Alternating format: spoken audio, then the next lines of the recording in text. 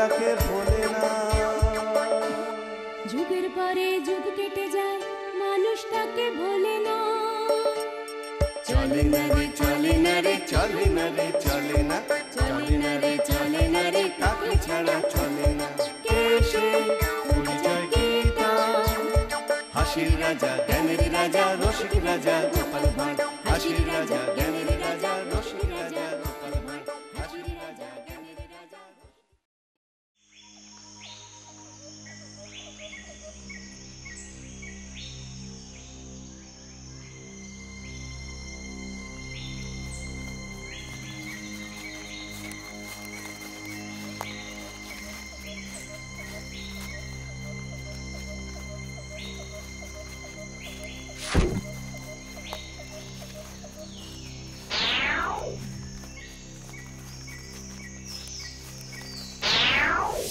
আরে এই বেটা, সঙ্গে যা আছে তা দিয়ে যা। কেন দেবো কেন? ওরে আমরা যে ডাকাত, তাই ভালো মানুষের মতন সঙ্গে যা আছে তা দিয়ে সুরসুর করে চলে যাবি। না হলে এক কোপে করে কেটে নেব তোর মাথা। ওরে বাবা রে, এ কি সর্বনেশে কাণ্ড রে! হ্যাঁ, সেই জঙ্গলে ডাকাত! ওরে বাবা, আগে তো কখনো ছিল না এই কৃষ্ণনগরে। কি ঘোর দুর্দিন এলো রে বাবা!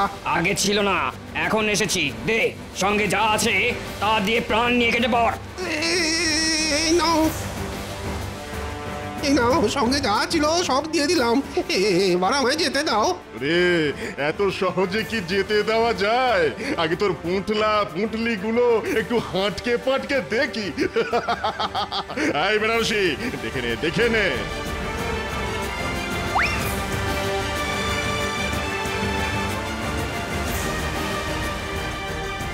না রে আনারসি, রোজকার কিছু নেই।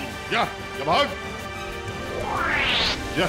মাত্র 2 টাকা রোজগার হলো রে বেনারসি, খাটুনি বৃথা। ধৈর্য ধর আনারসি, দেখিস ঠিক শাসালো কেউ আসবেই। চল গাছে উঠে বসে থাকি।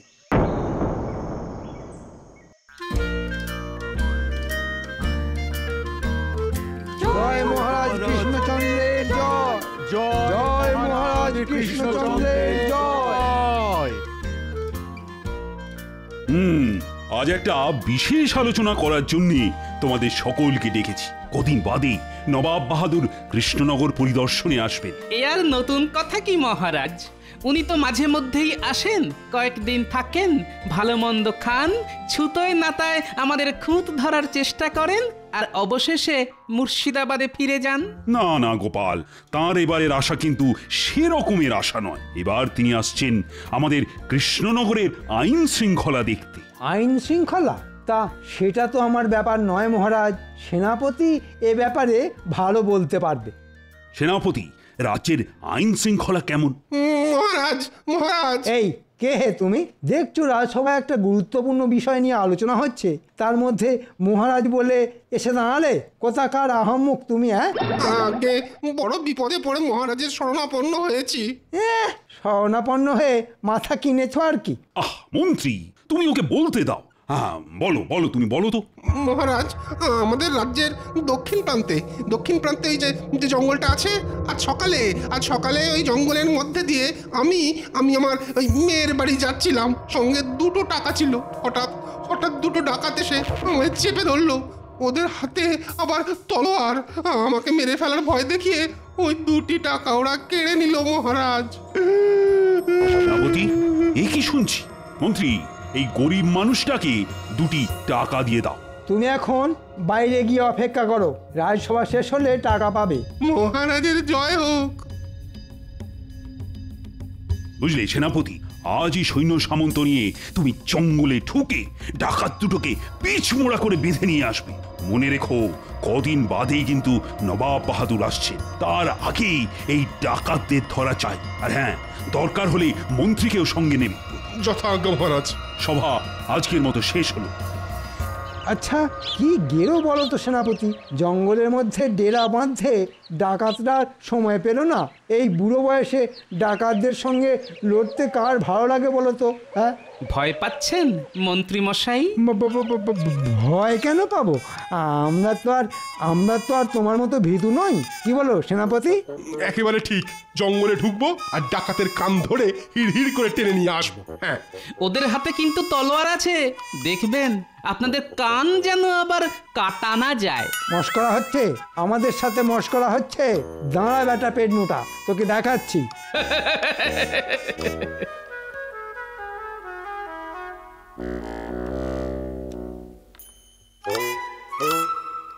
তাহলে মন্ত্রী মশাই সঙ্গে করে অনেক সৈন্য নিয়ে নি, হ্যাঁ কি বলেন? হ্যাঁ দূর, সঙ্গে করে অনেক সৈন্য নিয়ে কি হবে? হ্যাঁ শোনো, আমি আর তুমি যথেষ্ট। মানে বুঝলে না? না। এই জন্যই না মহারাজ তোমাকে মাথা মোটা বলেন। শোনো, আমার স্থির বিশ্বাস জঙ্গলে ডাকাত মাকাত কেউ নেই, তাই আমি তুমি হেলে দুলে তলোয়ার হাতে জঙ্গলে ঢুকবো আর মহারাজকে এসে বলবো যে আমাদের দেখেই ডাকাতেরা ভয়ে পগার পার। তখন আমাদের কত নাম হবে বলো তো? কিন্তু মহারাজ তো ডাকাত ধরে আনতে বলেছেন। বলেছেন না? ঠিক আছে, ডাকাত পগার পার হয়ে গেছে বলবো না, তার বদলে হাতের কাছে অজানা অচেনা যাকে পাবো তাকেই ধরে এনে ডাকাত বলে চালিয়ে দেব। দারুণ হবে, তাই না? সৈন্য ছাড়াই ডাকাত ধরে আনা। তবে তাই তো বলছি সেনাপতি, সব সময় আমার বুদ্ধি নিয়ে চলবে, তাহলে দেখবে আখেরে তোমার লাভই হবে। বলা যায় না, খুশি হয়ে মহারাজ আমাদের মোটা রকমের পুরস্কারও দিয়ে দিতে পারেন। তাহলে আর দেরি কেন? চলুন চলুন, কোমরে তলোয়ার বেঁধে বেরিয়ে পড়ি।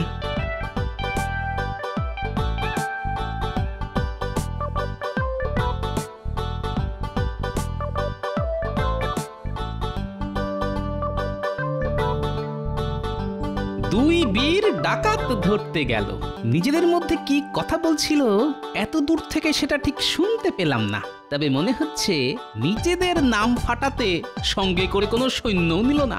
ডাকাত ধরতে গিয়ে নিজেরাই আবার ডাকাতদের হাতে ধরা পড়ে যাবে না তো?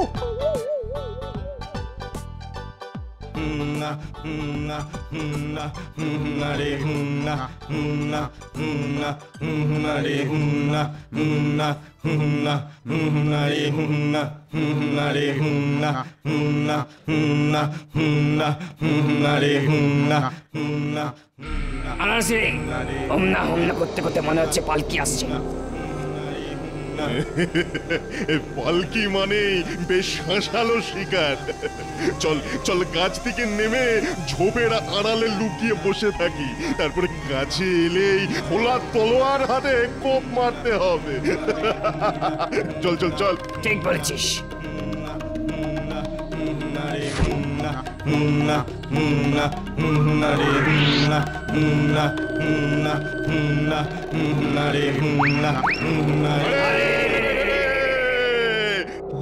ওরে বাবা, ডাকাত!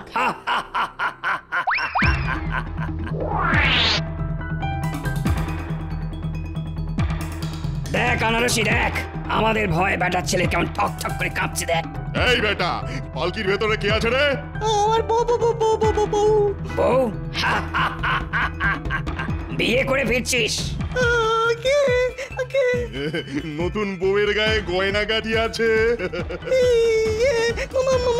মানে খুবই সামান্য, আসলে খুব গরিবের মেয়ে।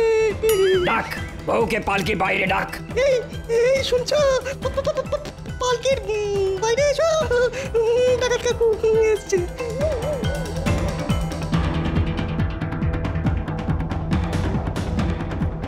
হ্যাঁ রে আনারসি, গায়ে তো গয়নাগাটি বলতে কিছুই নেই রে। তাই তো দেখছি, গলায় একটা সুতোর মতো লিকপিকে হার আর কানে দুটো মাখড়ি, দুটো হাতি তো খালি, না আছে পালা না আছে চুড়ি। কপাল খারাপ। যাকগে যাক, যা পাওয়া গেছে নিয়ে নে। এই মেয়ে, গলার হার আর মাকড়ি খুলে দে। কিরে, কথা কানে গেল না? শিগগিরই দিয়ে এখান থেকে পালা, না হলে কিন্তু তলোয়ারের এক কোপে। দিয়ে দাও বউ, দিয়ে দাও।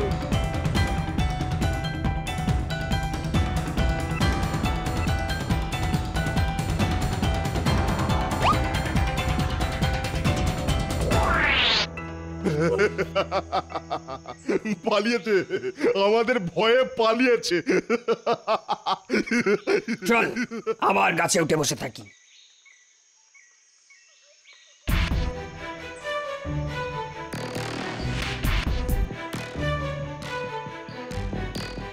শোনো সেনাপতি, বেশি ভেতরে যাবার দরকার নেই। ঠিক আছে, ঠিক আছে। জঙ্গলে ডাকাত পড়েছে, ডাকাত! ও মন্ত্রী মশাই, এরা কারা? ও ও ও মন্ত্রী মশাই, ও সেনাপতি মশাই, আমাদের বাঁচান, আমাদের বাঁচান! কি হয়েছে কি? হ্যাঁ, সর্বনাশ হয়ে গেছে। ছেলে দিয়ে দিয়ে বউ নিয়ে আসছিলাম, জঙ্গলে ডাকাত পড়েছে। আমরা প্রাণ নিয়ে পালিয়ে এসেছি, কিন্তু আমাদের ছেলে বউ তো ডাকাতদের খপ্পরে পড়েছে। কপাল গুনে আপনারা সময় মতো এই জঙ্গলে এসে পড়েছেন। ও মন্ত্রী মশাই, ও সেনাপতি মশাই, শিগগির চলুন, শিগগির চলুন। আমাদের ছেলে বউকে বাঁচান। এ কি গ্যারাকলে পড়লাম রে বাবা। হ্যাঁ, তাহলে ওই লোকটা যা বলেছিল তা সত্যি? হ্যাঁ, ও সেনাপতি, এরা কি বলছে? হ্যাঁ হ্যাঁ, বাঁচাবো তো নিশ্চয়ই, তবে তার আগে আমাদের তো সৈন্য ডেকে আনতে হবে। আরে সৈন্য সামন্ত আনতে আনতে ওদিকে হয়তো ডাকাতেরা আমাদের ছেলে বউকে মেরে ফেলবে। তাড়াতাড়ি চলুন। হ্যাঁ, ওদের হাতে ইয়া বড় বড় তলোয়ার। কি সেনাপতি, কি করবে? এক্ষুনি যান, গিয়ে ডাকাত ধরুন, না হলে আমরা কিন্তু মহারাজের কাছে গিয়ে নালিশ করবো যে আপনাদের জানানোর পরেও আপনারা কিচ্ছুটি করেননি। ওরে বাবা, এ কি গেলো! সবকিছু আপনার জন্য হয়েছে। তখন পই পই করে বললাম সৈন্য নিয়ে চলুন, সৈন্য নিয়ে চলুন, তা না। বুঝলি আনারসি, এই কৃষ্ণনগরের জঙ্গলে ঠিক যেন জমলো না। ঠিক বলেছিস, প্রথম দুদিন তো কিছু শিকারই জোটেনি, আর যাও বা জুটলো তাও সবাই গরিব। একজনের ট্যাঁকে মাত্র 2টো টাকা, আর এই তো দেখলি বর কনের ছিঁড়ি, কনের গলায় সুতোর মতো সোনার হার, আর কানে টিকটিক একটা মাকড়ি। বেঁচে আর ক টাকাই হবে বলতো? অথচ এই মুহূর্তে এই জঙ্গল ছেড়ে কোথায় আর যাবো বল? পলাশিতে ডাকাতি করতে গিয়ে নবাবের সৈন্যের হাতে যা আমার খেয়েছিলাম। ঠিক বলেছিস, ঠিক বলেছিস। এখনো ভালো করে গায়ের ব্যথাও মরেনি। হ্যাঁ গো সেনাপতি, ডাকাতগুলোকে সামলাতে পারবে তো? আমি একা সামলাবো কেন? সঙ্গে আপনি আছেন কি করতে? এই দেখো, এগিয়ে যাচ্ছ কেন? একটু বুঝে দেখো, আমি হলাম মন্ত্রী, তাই আমার কাজ হলো মাথার, তলোয়ারের নয়। তুমি হলে সেনাপতি, তাই মাথার কাজের বদলে তলোয়ারের কাজেই তো তুমি দক্ষ, তাই না? আমি পরিষ্কার বলে দিচ্ছি, এসব শুকনো কথায় চিড়ে ভিজবে না। ডাকাত দেখতে পেলে তাদের সঙ্গে আমার মতো সমান তালে আপনাকেও লড়তে হবে, না হলে আমি কিন্তু মহারাজকে বলে দেবো। হ্যাঁ, এই বেশি মহারাজ দেখিও না তো, মনে রাখবে আমি মন্ত্রী, পদমর্যাদায় আমি তোমার থেকে বড়। আরে রাখুন তো আপনার পদ। মুখ সামলে কথা বলবে সেনাপতি। আপনি সামলান আপনার মুখ। আপনাকে আমি এই জঙ্গলের মধ্যে কারা চেঁচামেচি করছে বলতো? চল গাছ থেকে নেমে দেখে আসি। মুখ সামলে কথা বলবে সেনাপতি। দিন দিন তোমার খুব সাহস বেড়ে গেছে, তাই না? মুখে মুখে তর্ক করো। বেশ করেছি। দেখে মনে হচ্ছে শাঁসালো শিকার। নে তোলা তলোয়ার হাতে ঝাঁপিয়ে বস। সামলে কথা বলবে সেনাপতি। আরে ওরে বাবা, সামনে যে ডাকাত! ও সেনাপতি! আনারসি, তুই সুটকোটাকে ধর। ওরে বাবা রে, ওরে বাবা রে! আমি মুটকোটার ব্যবস্থা করছি।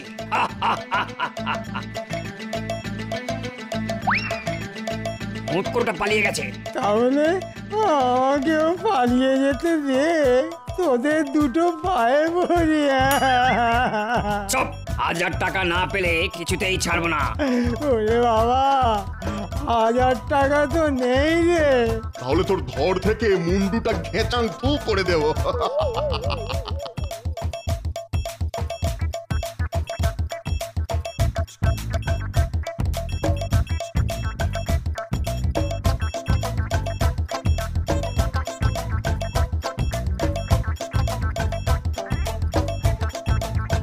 কি হয়েছে মহারাজ, হঠাৎ ডেকে পাঠালেন কেন?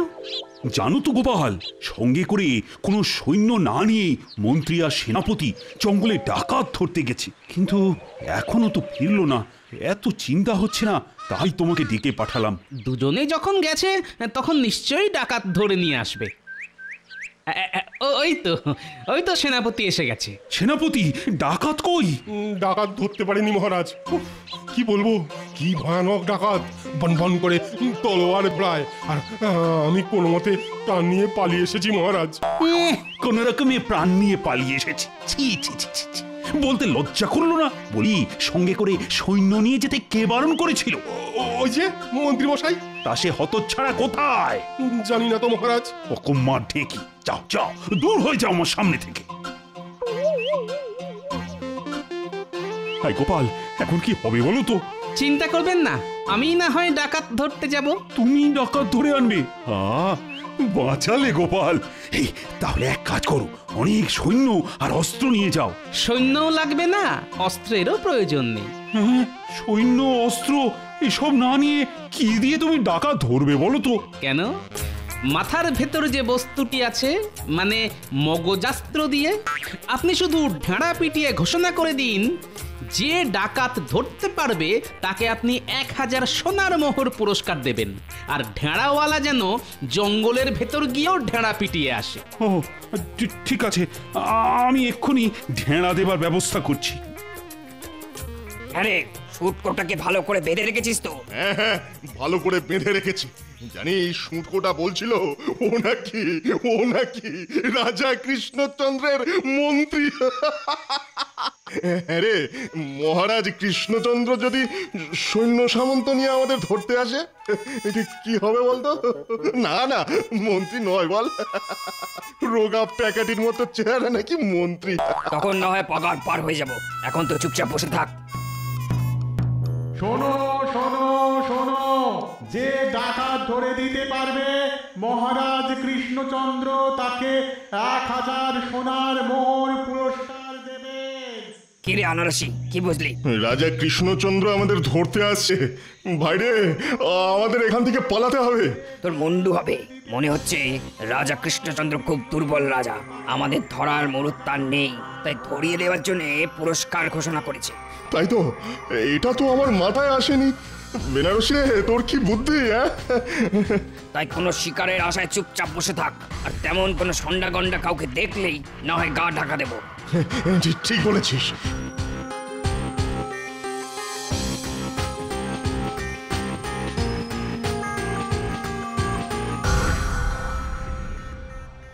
বেনারসি রে, একটা মোটকুর শিকার আসছে রে। চল তাড়াতাড়ি গাছ থেকে নেমে বেটাকে ধরি।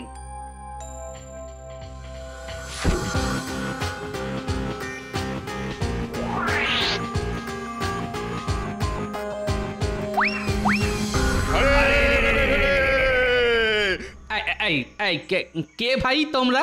হঠাৎ হারে রে করে আমার পথ আগলে দাঁড়ালে কেন? ওরে কি বোকা রে, কি বোকা! আমাদের হাতে তলোয়ার আর মুখে হারে রে আওয়াজ শুনে বুঝতে পারছে না আমরা কারা। কি বোকা! ওরে আমরা ডাকাত রে, ডাকাত। দে, প্রাণ বাঁচাতে চাইলে সঙ্গে যা আছে দে। তা ভাই, আমার সঙ্গে তো তেমন কিছু নেই, ট্যাকে মাত্র 5টা টাকা পড়ে আছে। দে, তাই দে।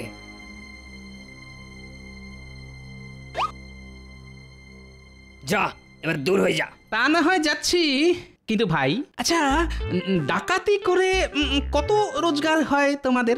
ভালো না, ভালো না। এই জঙ্গলে কদিন ধরে আস্তানা গেড়েছি, রোজগার পাতি তেমন কিছুই হয়নি। আচ্ছা যদি ধরো 500 সোনার মোহর পাও, তাহলে কেমন হয়? 500 সোনার মোহর? কে দেবে, কে দেবে? না, এই পথে আস্তে আস্তে রাজা কৃষ্ণচন্দ্রের ঘোষণা শুনে এলাম। হ্যাঁ, আমরাও শুনেছি। শোনো শোনো শোনো, আমার মাথায় একটা বুদ্ধি এসেছে। ধরো ধরো তোমাদের আমি ধরিয়ে দিয়ে 1000 সোনার মোহর পেলাম। কি বললে? আমাদের ধরিয়ে দিয়ে 1000 সোনার মোহর হাতাবি, আর আমরা তোকে ছেড়ে দেবো? ঘর থেকে তোর মুন্ডুটা না গ্যাচাং ফু করে দেবো। চটছো কেন, চটছো কেন? ধরিয়ে দেওয়াটা তো আমার আর তোমাদের মধ্যে একটা গড়া পেটা ব্যাপার হবে। কদিন হাজতে থেকে তারপরও ছাড়া পেয়ে যাবে, আর আমি তখন ওই 1000 মোহর থেকে 500 মোহর তোমাদের দিয়ে দেব। 500 মোহর আমাদের দিয়ে দিবি? একবার ভেবে দেখো, 500 মোহর পেলে সারা জীবন পায়ের উপর পা তুলে খেতে পারবে। এই মটকু, কথার খেলাপ হবে না তো? খেলাপ হলে ওই তলোয়ার দিয়ে তখন না হয় আমাকে কেটে ফেলবে, ইয়ে মানে ওই ঘেচাং ফু। হ্যাঁ রে আনারসি, কি করবি? নে নে ভাই নে, রাজি হয়ে যা। দেখ, এতদিন ডাকাতি করেও আমরা একটাও সোনার মোহর রোজগার করতে পারিনি ভাই। হ্যাঁ রে মোটকু, কতদিন আমাদের হাজতে থাকতে হবে? আমি যতদূর জানি তাতে কৃষ্ণচন্দ্রের রাজত্বে ডাকাতির শাস্তি হলো মাত্র 1 মাস হাজতবাস। তবে হ্যাঁ, হাজতে নাকি খুব ভালো ভালো খাবার দেওয়া হয় শুনেছি। ওই মাছ, মাংস, কোপ্তা, কাবাব, কালিয়া। কি ভালো ভালো খাবার। ঠিক আছে, আমরা তাহলে তোর হাতে ধরা দিলাম। তাহলে হাতের তলোয়ার ফেলে ভালো মানুষের মতো আমার সঙ্গে চলো দেখি।